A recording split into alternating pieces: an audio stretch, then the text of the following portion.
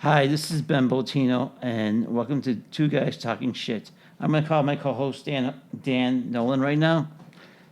So let's call him right now. Calling Dan.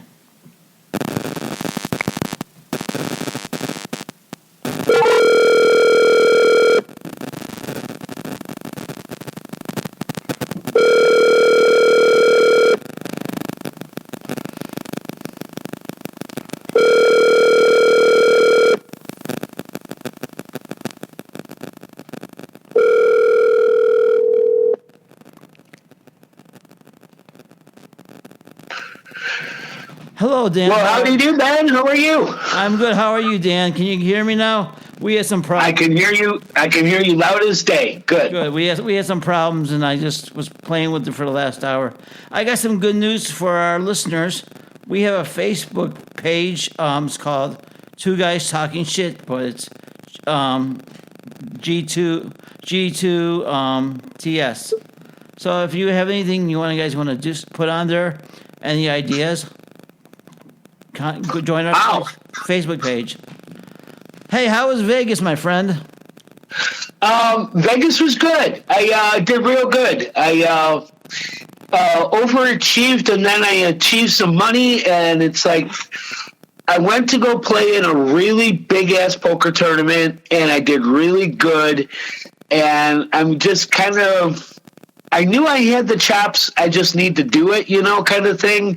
And it was nice to get my first big tournament in. So I'll do that again. But I think I ended up coming out with some money. Well, that's good. That's good. I mean, you can make some money on this. Good. I'm happy for you. 3 deep runs. I had 3 chances at it, and I had 3 deep runs, and one of the deep runs ended up into a $500 payday. Really? Well, yeah, the closer you got to the final table, the higher the prize money went up. And I just happened to hit the prize money of exactly $500. Well, you came back with $500. That's a good thing. Oh, I have $500 bills that's still in my wallet. I haven't even gone to... I don't know if that's bank money yet, but I know the plane fare came out of the bank. I should pay back the bank, for the plane fare. I think so. So how was your week? I've been working on my list about people I want to talk to on our show. Oh, good. Who's on the top of your list? May Pang, because she was with John Lennon those years. Mark Cuban, because I met him once at the airport, and he seemed like a nice guy. That's a 2. Joe Walsh, I love Joe Walsh. Well, one's dead. I can't talk to him. That's Tesla, because all this electrical stuff and stuff like that. And what else? And Elton John. And Bill Clinton. I like Bill Clinton. That's on my top of my list. So who's on top of They're not going to tell you where the bodies are buried. What else can you talk about? Blue dresses? Yes. Cigars? What? Yeah, I mean, I would just like to know his opinion on everything, on the politics market, how people who were real close friends with President Biden, who are Republicans, are now stabbing him in the back, like Lindsey Graham are saying bad things about him, and they were family almost. I was reading a book on his son's Hunter Biden's book, and Lindsey Graham was like an uncle to him, and now Lindsey Graham's saying all these mean things about him. So I just like to know what his opinion on the politics is going on. And Joe Walsh, I love Joe Walsh. I mean, saw him in concert when I was 17. Saw him when he was playing with Steve Dow at the Rosemont, now the Allstate Arena. So, I mean, those are the people I would... Yeah, it was Allstate at the time. Yep. Yeah. Still is Allstate, so, I mean, I still... That's like my daughter said to me, we were at the Sears Tower. No, it's the Wills Tower. No, it's the Sears Tower. No, it's the Sears Tower. So that was some of the things. So, Now, do you remember? You said Steve Dahl. Do you remember the name of his band? Insane Coho Lips. Do you remember who the lead guitarist was? Roman Suncheck, I think. Sawchuck, yep. Roman is a Northwest Indiana real estate broker now. Oh, he must. I hear he hates Steve Dow, so I don't know. I don't know about that, but I've run into him on a couple of deals. It's like, oh, you were one of my first Facebook friends. I mean, as soon as I got Facebook, his name popped up. I was like, I know who that is. Oh, yeah. Yeah, I go back a long time. And, yeah, I mean, you do too if you know the Coho Lips. Yes, I do. Unfortunately, I do. Yeah. Our 18-year-olds will have to go look that up. I don't think any 18-year-old listeners are on our show. I think a bunch of old guys like us are talking shit, you know. Yeah. I mean, that's the most important thing. We gotta talk shit. Everybody, you know. You want to talk shit? Let's talk Southwest Airlines. Okay, I'm done. I don't even want to begin. But yeah, if we're gonna talk shit, we can talk shit about Southwest Airlines and the nightmare they have. Oh my goodness, that is a big nightmare. I mean, the pilots don't want to get their COVID test. Now Chicago's has the same shit. With the cops, yeah. It's like they're around people who are sick and they might have the COVID. I mean, I'm paranoid because I lost a family member through COVID, so I'm more paranoid than anybody else because I mean, when I'm grocery shopping and somebody's like right on top of me grabbing vegetables, I kind of freak out. I don't know about you. I told one lady, "Give me 6 feet, lady." She just looked at me. I don't have that disease. Well, I said, "Give me 6 feet." That's all. Yeah. You have a current card that says that you don't, because I don't believe you. Now, I in Vegas, everywhere you were indoors, you had to wear a mask. So I basically just put a bandana on. If anybody said anything, I just put the mask up. I don't even want to hear it. I really didn't want to hear it. It's to each his own, you would think, but apparently it's okay to have like a militaristic attitude about it and just do mandates and you have to comply. I think it's so far out of our regular pattern of law that it makes me almost want to scream that it's just not right. But I know procedurally there's been a lot of people stepping over their boundaries. And after kind of doing a little bit more on Dr. Fauci, I don't trust that fucker. I do not trust him one bit. Well, I think he's doing a great job, but you and I have different opinions, so that's what our show's about. Yeah, and we're allowed to disagree. I mean, this is America. We're allowed to disagree, but not if you are talking COVID. Now you're talking, mandatory mandates, just maybe not abstractly pulled out of the air, but from afar, it just seems like you guys are like, we're the puppets and they're the puppeteers and we better dance when they say dance. Completely not a fan. I'm not a fan of this mask mandate too, but sometimes at work you're wearing a mask for 8 hours.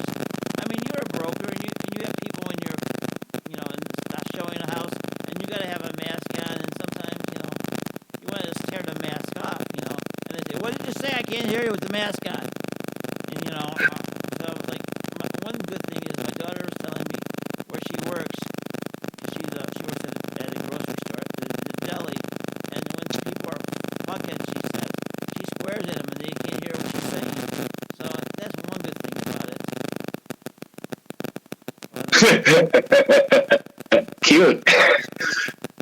Well, I wore a mask at the table, let's see, 6.5 hours on Monday, 6.5 hours on Tuesday, almost 8 hours on Wednesday.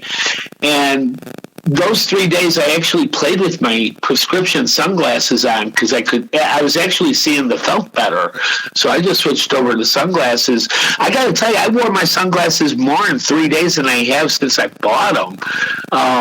But the masks and everything, you pull it down, you get some water, you got to put it back up. They're going to yell at you, and it changes your inner chi. It's like I don't need it. I don't need it. My focus needs to be elsewhere. But I suffered through it. I'm not going to say I enjoyed it because I didn't. I thought it sucked. Well, did you see any? I know you went to gamble and win money or lose money. Did you see at least any shows, or did you go to any place special when you were in Vegas? I went. I checked out another dispensary just to see if the first dispensary in April was just a rip-off place. It's not a rip-off place. The whole town doesn't know what the hell they're doing with pot. Every joint, the lowest price joint was $25. I'm like, okay, you people, I'm out. I knew it. I'm out. You ruined a good thing. I hope Indiana doesn't legalize it. I hope they decriminalize it. But from my perspective, legalizing it, taxing it, and putting it to market is a nightmare, and it came out wrong. And if you can't fix it, I don't want anything to do with it. And the licenses in Illinois are, I think it's $100,000 just to apply for a license. And you're going to have a facility when you apply, and it's going to be empty. I don't know. I mean, I know like in the alcohol industry, like if you want to open a brewery, you're going to have a facility first, and then they got to see what you have, and then you got to wait for them to okay it. It could be 6 months to a year. A friend of mine opened up a winery in Beverly, and it took him a year to get his license, almost 2 years to get his license, and he couldn't make any wine or anything to sell any wine. So he just, this is before the pandemic, so he just had winemaking equipment he was selling, but he couldn't sell any wine stuff. So it was yeast and grapes and all the stuff he was getting to make his wine, but he couldn't do it. Now he has, you can book private parties in this, he just built a beautiful 5,000 square foot winery. He bought an old factory. They converted it into a humongous winery. It's beautiful. He's losing money on this thing. He's having private showings, private shows there. Beverly got expensive. So Beverly is not the old Beverly. I've been there several times, so I don't know. I haven't been to his winery at all since COVID. I haven't been to a bar and seen a band play. I used to go to Rose's Blues Club, and I haven't seen that band. I'm just too paranoid about people behind me or next to me. I don't know. I have a friend who's like mad at me for not coming to see his band play. So I don't know. What do you think about that? It's your choice. People should respect your choice. If I choose not to wear a mask, you need to respect my space and respect your own. If you're worried about me, worry about yourself. I mean, the whole thing is about taking care of yourself. From the jump, these people in government have not made any good decisions. Everybody stays home. No, sick people stay home. Well, people go to work. Having the economy shut down for 3 months was not the brightest idea. It did save lives, according to the CDC. People who were stuck in homes, or people who were facing foreclosure or rent evictions, at least they were safe and they weren't around spreading it. I thought that was an interesting angle. I get that, but sick people stay home, not well people. And I don't want to see that happen again. I didn't know what to do with it when it came up. It was like, that is the stupidest damn thing I've ever heard. Hey, how is the foreclosures in Indiana going with you guys? Or not a single one. Not a single one? 'Cause I know there was a moratorium. Yeah. There was a moratorium here in Illinois. I don't know about in Indiana. Was there a moratorium too there? Right now, we have a moratorium. I think it's until the end of the month, but it's not going to be as bad as people say. Most of the forbearance issues actually work themselves out. The last 5-10% that's left in the forbearance system, pretty much all of them have equity, because the homes have appreciated since COVID. In some cases, 25-30%. That I mean, these are just going to be regular transactions that just have to be, okay, they're behind on their payments. It doesn't make